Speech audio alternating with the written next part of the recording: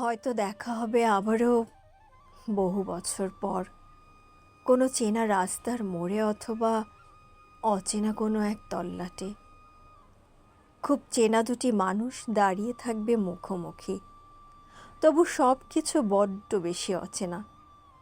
না, আমি হয়তো ভুল বললাম।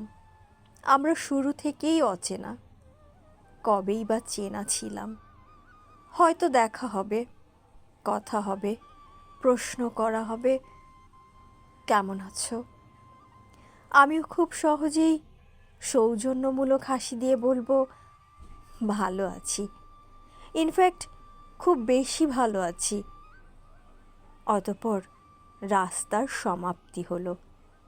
আর কথা হবে না, জানা হবে না কে বেঁচে আছি, কে মারা গেছি।